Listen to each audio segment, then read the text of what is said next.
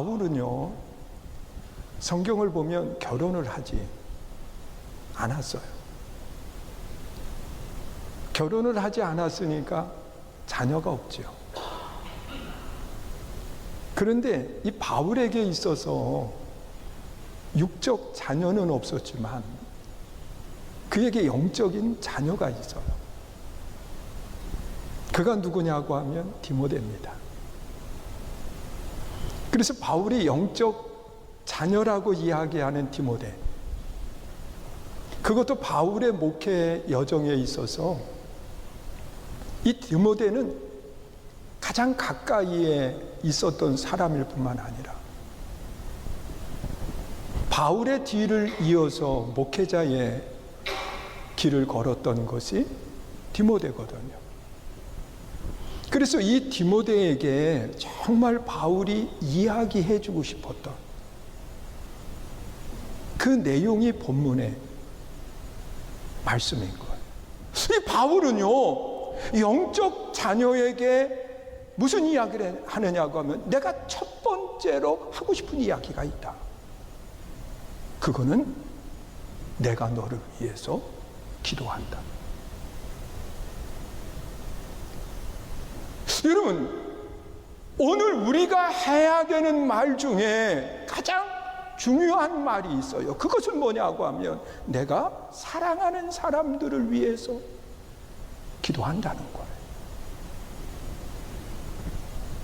여러분, 성경에 나타나 있는 말씀을 보면 예수님이 이 땅에 오셔서 사역을 하실 때에 그 제자들에게 아주 분명하게 가르쳐 준 것 중에 하나가 뭐냐고 하면 기도였습니다. 예수님의 기도는 그냥 말로만 하는 기도가 아니었다는 거예요.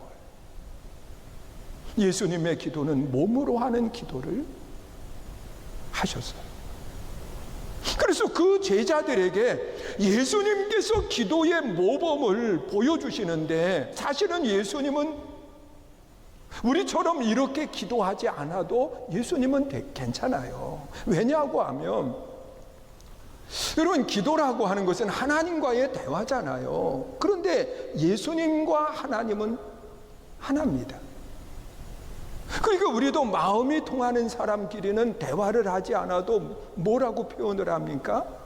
이심, 전심 그러면서 이야기해요. 지금 상대가 가지고 있는 마음이 내 마음이라는 거예요. 내 마음이 상대가 가지고 있는 마음이라는 거예요. 그러면 대화하지 않아도 이미 그 원하는 뜻이 뭔가를 그냥 눈만 봐도 알아요. 왜? 연결되어 있기 때문에. 그러니 예수님은 이미 하나님의 뜻을 다 알고 계시는 분이에요. 막힌 것이 없기 때문에. 그리고 또한 예수님은요, 필요한 모든 것들을 이미 다 가지고 계신 분이 예수님이신 거예요. 여러분, 예수님은 모든 것의 주인이시잖아요. 믿으십니까? 그것을 어떻게 알 수 있느냐? 예수님이요, 그 예루살렘 성전에 입성을 하실 때 제자에게 그런 이야기 합니다. 건넌 마을에 가서 아무도 타보지 않은 낙이 그것이 매여 있을 텐데 그것을 끌고 와라. 그 나귀를 풀고 끌고 오려고 할 때 그 나귀를 키우는 주인, 그가 왜 남의 나귀를 끌고 가냐고 이야기를 하는 거예요. 그때 예수님이 가르쳐 준 대로 답변을 합니다. 주가 쓰시겠답니다. 여러분, 주라고 하는 것은 그 나귀의 주인임을 이야기하는 겁니다. 누가 주인이라는 거예요? 그 나귀를 소유하고 있는 그 사람이 주인이 아니라 예수님이 주인이라는 거예요. 모든 것의 주인이 누구냐? 예수님이십니다. 그렇기 때문에 예수님은 구하지 않아도 이미 다 가지고 계시는 분이에요. 그럼에도 불구하고 예수님은 뭐 하셨느냐? 기도하셨거든. 왜 하셨느냐? 기도를 보여주시기 위해서. 그래서 예수님께서는 사역을 시작하시면서 40일 동안 금식하며 기도하시는 아름다운 모습을 보여줬어요. 그리고 난 난 뒤에 사단의 유혹을 받지만 예수님은 아주 단호하게 말씀으로 그 사단을 물리치는 역사가 일어나요. 여러분, 예수님은 40일을 금식하며, 이 기도는 생명을 건 기도를 이야기하는 거예요. 또한 예수님은 과정 속에서 늘 기도하셨습니다. 우리가 잘 아는 대로 오병이어의 역사를 행하신 뒤에 그 예수님이 제자들은 갈릴리 호수를 건너가게 하고 홀로 한적한 곳을 찾아서 기도하기 시작을 하는 거예요. 그리고 그 기도하시다가 이제 새벽이 가까이에 다가왔을 때 예수님은 제자들이 풍랑을 만나 고통하는 것을 알고 계셨어요. 그래서 물 위를 걸어서 제자들이 있는 그곳으로 가시는 모습을 보게 되죠. 이렇게 예수님은 기도하는 아름다운 모습을 늘 가지고 계셨어요. 이런 마지막 십자가를 놓고도 밤을 새워 기도하는데, 예수님은 함께하는 제자들이 어떤 모습을 가질지도 이미 다 알고 계시는 분이에요. 시몬 베드로에게 예수님이 하신 말씀을 잘 생각해 봐요. 내가 나를 3번 부인하게 된다. 그걸 미리 이야기를 하시는 거예요. 다른 사람은 다 예수님을 떠날 수 있지만 나는 아니라고 자신감 있게 이야기하는 그에게 내가 나를 3번 부인하고 떠나게 된다. 여러분, 이것을 아시는 주님이라고 하면 이미 기도하실 때에 어떤 모습을 가질지도 예수님은 다 알고 계셨을 거예요. 그럼에도 3명의 제자를 데리고 함께 기도를 하는데, 아니나 다를까 예수님은 땀이 빗방울처럼 변하도록 기도하는데 그들은 잠들어 있어요. 여러분, 예수님은 기도의 본을 보여주시는 거예요. 그러면서 예수님은 이 기도에 대해서 아주 분명하게 그 몸으로 보여주셨을 뿐만 아니라 가르쳐 주시는 모습을 보게 돼요. 너희는 이렇게 기도하라. 그러면서 우리가 늘 하는 주기도문, 이 주기도문의 전체의 내용은 7가지로 되어 있어요. 그 7가지의 중심에 무엇이 있느냐고 하면 일용할 양식을 구하는 것에 대한 이야기를 하는 겁니다. 그게 7가지의 중심이에요. 그러면서 기도의 아름다운 모습을 예수님께서 보여주신 거예요. 왜? 기도가 소중하기 때문에. 기도가, 여러분, 또한 기도하지 않을까봐 예수님께서는 아주 기도 응답에 대해서 분명하게 이야기를 해요. 구하면 주실 것이요, 찾으면 찾을 것이요, 두드리면 열린다고 이야기하시면서 너희가 받지 못하는 것은 뭐하지 않아서요, 구하지 않았기 때문이라고 이야기해요. 그래서 우리가 함께 모여서 둘러앉아 대화를 나눌 때 우리는 반드시 무엇을 해야겠느냐? 내가 너를 위해서 기도하고 있다. 여러분, 내가 기도하지 않는데 어떻게 그 말을 할 수 있어요? 살아가는 사람에게 말이에요. 여러분, 기도가 왜 소중한지 바울은 오늘 디모데에게 편지를 쓰면서 2절에서 기도의 소중함을 그렇게 표현을 하고 있습니다. 우리 2절 말씀 함께 보세요. 읽습니다. 시작. 임금들과 높은 지위에 있는 모든 사람을 위하여 하라. 이는 우리가 모든 경건과 단정함으로 고요하고 평안한 생활을 하려 합니다.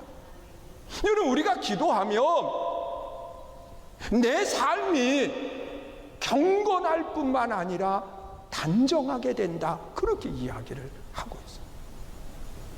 여러분, 기도하면 그 사람의 삶이 경건해질 뿐만 아니라 단정하게 된다, 규모가 있는 삶으로 바꾸어진다는 거예요. 뭐하면? 기도하면. 여러분, 내 자녀를 위해서 기도하면 내 자녀의 삶이 단정해져요. 헛된 것에 시간을 낭비하고 허비하지 않는다는 거예요. 그것뿐만 아니라 2절 하반절에 보면 단정함과 그리고 평온함이 그 안에 있게 되는 거예요. 여러분, 내 사랑하는 사람을 위해서 기도하면 그 사람의 삶에 무엇이 이루어지느냐? 평안함이 이루어진다는 거예요. 그래서 우리는 그 내 사랑하는 사람들이 정말 삶의 평안함을 갖기를 원한다고 하면 그를 위해서 기도할 수 있기를 주의 이름으로 축원합니다.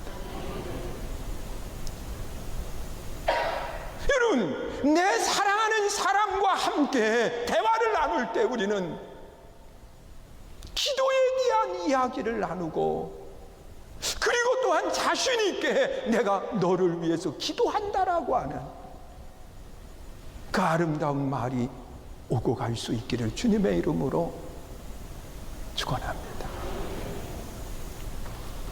그리고 두 번째로 이 식탁 대화를 나눌 때 우리는 어떤 이야기를 해야 될까? 바울은 디모데에게 오늘 1절 하반절에 기록되어 있는 말씀대로 감사하는 삶을 이야기하고 있습니다.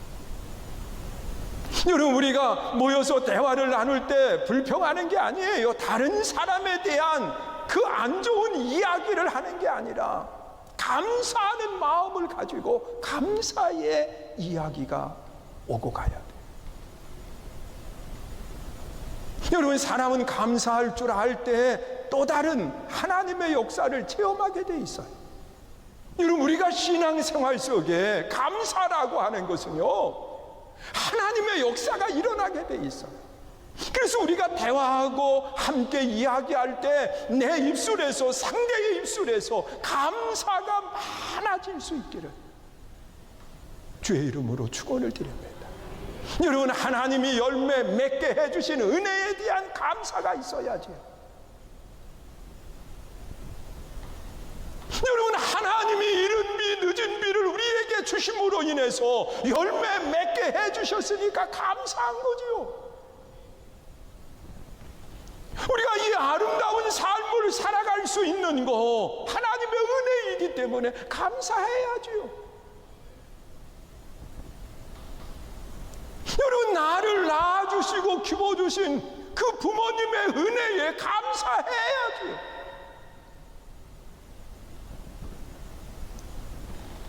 여러분, 예수님께서 10명의 나병 환자들을 치유해 주신 사건이 성경에 기록되어 있습니다. 그런데 그 10명의 나병 환자 가운데 예수님께 찾아와 감사한 사람은 한 명밖에 없다고 이야기하고 있어요. 예수님이 물었어요. 찾아온 사람에게, 감사하다고 표현한 사람에게. 9은 어디에 있느냐? 그걸 물으신 뒤에 그 사람의 답변을 기다리지 않아요. 성경을 잘 보세요. 기다리지 않아요. 그냥 그걸 묻고 난 뒤에, 왜 그 사람의 삶이 궁금했던 것이 아니라 이 사람이 감사했기 때문에. 그 사람들은 갔는데 너는 어떻게 왔냐, 그 의미를 담고 있는 거잖아요. 그리고 그 답변을 하기도 전에 예수님은 내 믿음이 너를 구원했다고, 그러면서 그 감사와 믿음을 같이 보시는 모습을 보여주고 있어요.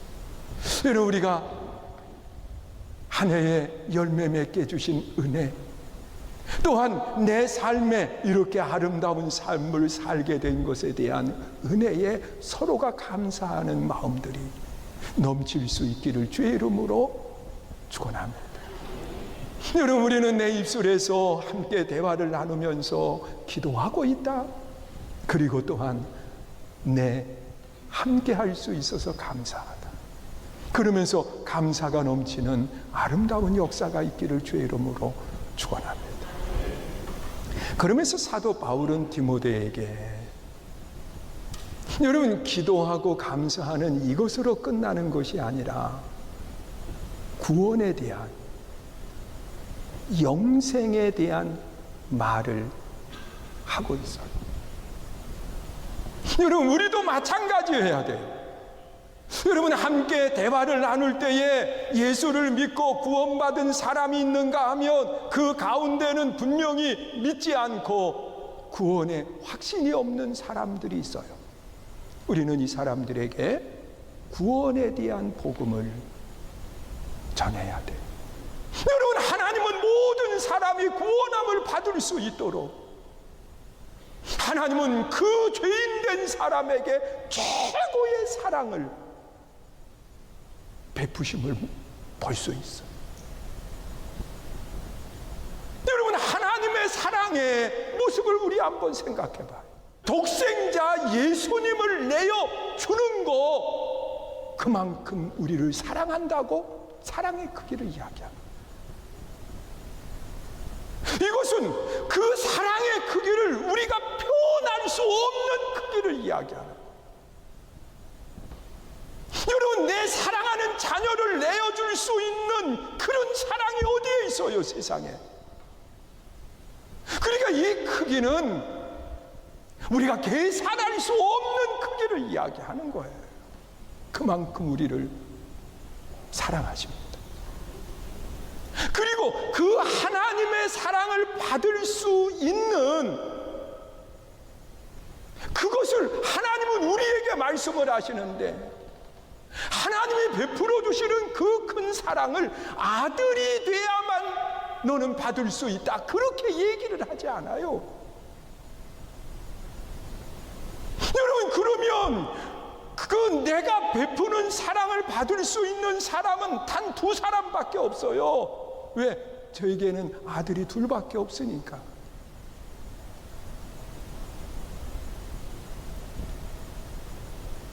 하나님은요, 그 큰 사랑을 받을 수 있는 조건을 믿으면 된다는 거예요. 그래서 요한복음 3장 16절, 이처럼 사랑하사 독생자를 주셨으니 이는 저를 믿는 자마다, 그렇게 이야기를 하는 거예요. 그러니까 이 사랑을 받을 수 있는 그 조건을 누구든지 받을 수 있도록 믿기만 하면 된다고 말씀을 하시는 거예요. 그러면서 또한 사랑의 그 하나님이 사랑하는 것을, 그걸 받을 수 있는 믿음을 가진 사람에게 결과를 말씀해 주세요. 그 결과는 뭐냐? 영원한 생명이라고 말씀하고 계십니다. 여러분, 이 땅의 삶의 끝을 다 끝나는 것이 아니라 하나님의 나라의 영원한 삶이 그를 기다리고 있다는 거예요. 누구에게? 하나님의 사랑을 받아들인 사람에게. 그래서 우리는 함께 대화를 나눌 때 하나님의 사랑을 이야기하는 거예요. 그리고 또한 하나님의 사랑만 이야기하는 것이 아니라 예수님이 이 땅에 오셔서 어떻게 하셨느냐에 대한 이야기도 돼야 돼요. 대속물로 예수님은 자기를 내어줬다는 것. 여러분, 대속물이라고 하는 것은요, 우리는 죄라고 하는 것으로 인해서 죄의 값을 지불해야 되는데, 그 죄의 값은 죽음이요, 그 위에는 심판이요, 그 후에는 영원한 형벌이라고 말을 하고 있습니다. 그게 죄의 값인 거예요. 그러니 이 값을 내 스스로 지불할 수 없으니까 예수님이 이 땅에 오셔서 자신의 몸을 대속물로 내어 주셨다고 말씀을 합니다. 여러분, 내가 의롭게 되었을 때가 아니라 죄인일 때 예수님이 이 땅에 오셔서 내 죄의 값을 다 지불해 주셨기 때문에 하나님의 사랑이 내게 확증되었다. 독생자를 내어주신 그 하나님의 사랑이 확증되었다는 거예요. 믿으세요? 사랑하는 성도 여러분, 하나님은 독생자를 내어주실 만큼 우리를 사랑하세요. 그리고 그 사랑을 쉽게 받아들일 수 있도록 믿기만 하면 된다는 것. 그리고 눈에 보여질 수 있도록 그 사랑의 결과가 영원한 생명이라고 말씀하고 있습니다. 여러분, 이 사랑을 확증하기 위해서 예수님이 이 땅에 오셔서 자신을 내어 주셨고, 그 자신을 내어 주심으로 우리는 죄에서 자유함을 얻고 그리고 하나님과 화목하게 되었다고 말씀을 하고 계세요. 그러면 성령님은 이 땅에 오셔서 무엇을 할까? 여러분, 성부 하나님은 우리를 사랑하시고 성자 예수님은 우리의 대속물이 되셨고, 그리고 성령 하나님은 어떠한 일들을 하실까? 오늘 본문 7절에서 이야기를 하고 있어요. 우리 같이 읽어봐요. 읽습니다. 시작. 이를 위하여 내가 전파하는 자와 사도로 세움을 입은 것은 참말이요 거짓말이 아닌 믿음과 진리 안에서 내가 이방인의 스승이 되었다. 여기 보면 이를 위하여 내가 뭐 한다고요? 전파한다. 하나님의 사랑, 그 사랑의 확증으로 예수 그리스도의 대속, 이것을 우리는 뭐 하는 사람이 되어야 되느냐? 전파하는 사람. 여러분, 전파할 때 우리는 내 의지로 전파한다고 생각하지만 내 힘으로 하는 게 아니에요. 성령이 나와 함께하기 때문에 전할 수 있는 거예요.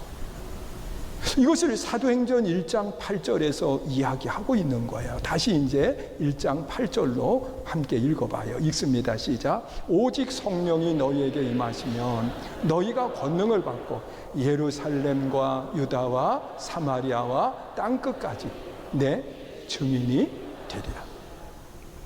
그래서 성령께서요, 우리의 입을 열어서 전하게 하시고, 그리고 그 전한 말씀을 듣는 믿지 않는 그 사람의 마음의 문을 성령이 열어주시는 거예요.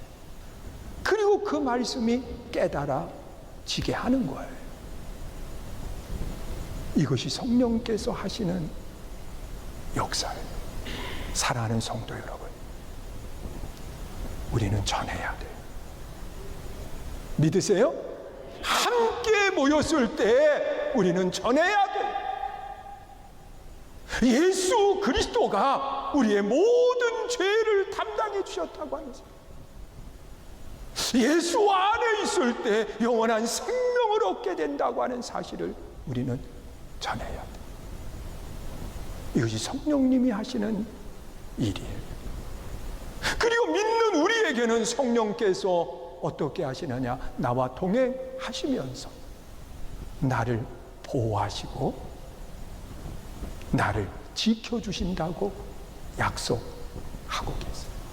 사랑하는 성도 여러분, 우리가 어떤 믿음을 가지고 나가야 될까? 저는 매번 사랑하는 사람과 함께 모였을 때 꼭 세 가지를 했으면 좋겠어요. 하나는 따라서 하세요. 내가 기도하고 있다. 믿으세요? 뭐 하고 있다고요? 기도하고 있다. 그리고 나와 함께해서 감사하다. 믿으세요? 뭐 한다고요? 따라서요. 함께해서 감사해요. 왜 감사해요가 쑥 들어가요? 다시 한번 해봐요. 함께해서 감사해요. 여러분, 사랑하는 사람들이 함께 모이는 게 얼마나 감사한 일이에요. 믿으세요? 그리고 세 번째로는 무엇을 해야 되느냐? 예수 믿고 구원받으세요. 할렐루야!